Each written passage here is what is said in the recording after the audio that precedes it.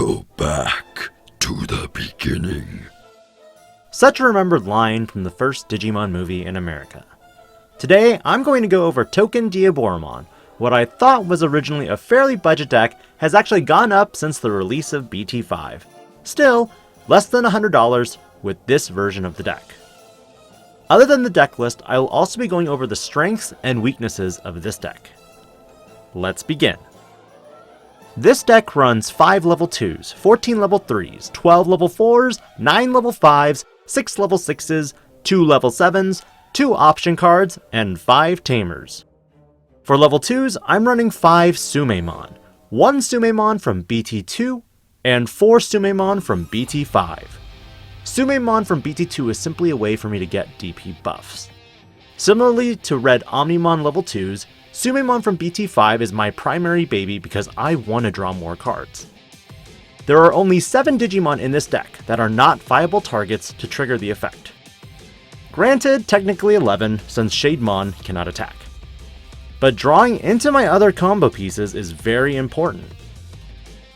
For level 3s, I run 4 Hagurumon, 4 Karamon from BT2, 4 Karamon from BT5, and 2 Tournament Promo Karamon.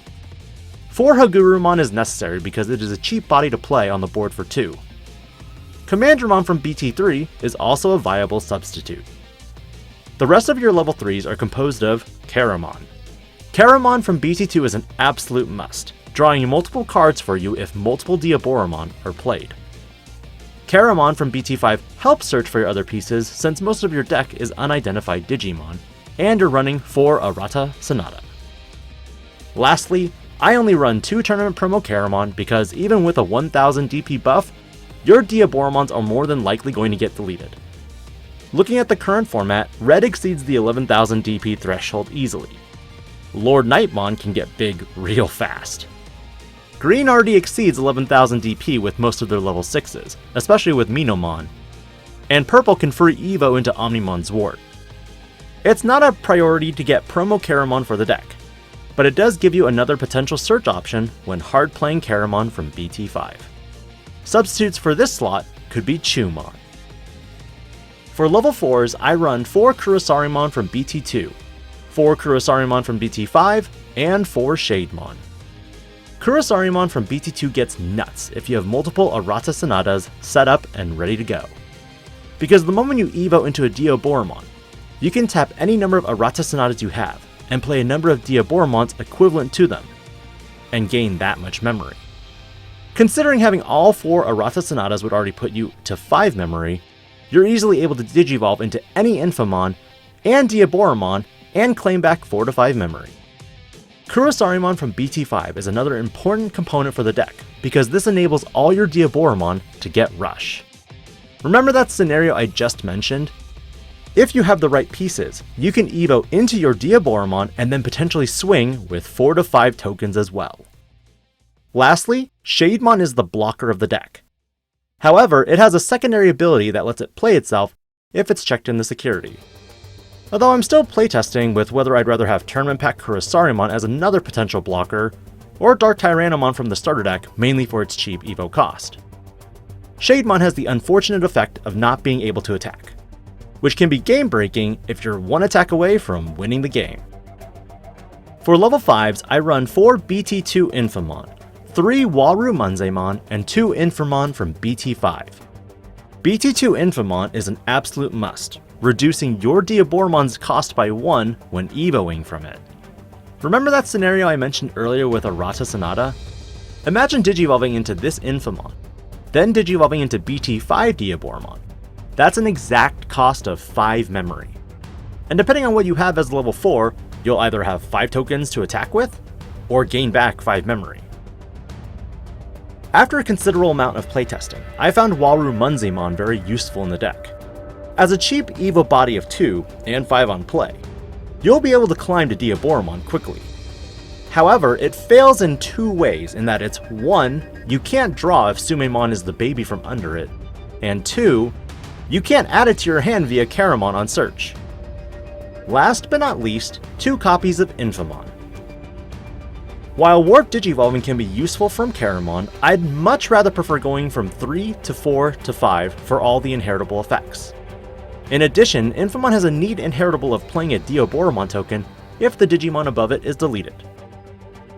But keep in mind, when that Diaboromon dies, you're more than likely to lose the rush or memory gain aspect, which makes this on-deletion effect not as worthwhile. For level 6s, I run 6 copies of Diaboromon, 2 from BT2 and 4 from BT5. You may be wondering why I don't run the tournament pack Diaboromon in this build. Honestly, the build is a glass cannon. True, you may get a security check plus 2 or 4 or 5, but what's the point if you check in the security and he gets deleted on the first or second attack? I do think it's an amazing card, but there is the need for jamming for that Diaboromon to make a huge impact. And even though you might have Arata Sanada to put out tokens, and there might be a rush aspect, I do enjoy the token generation build more than the glass cannon build.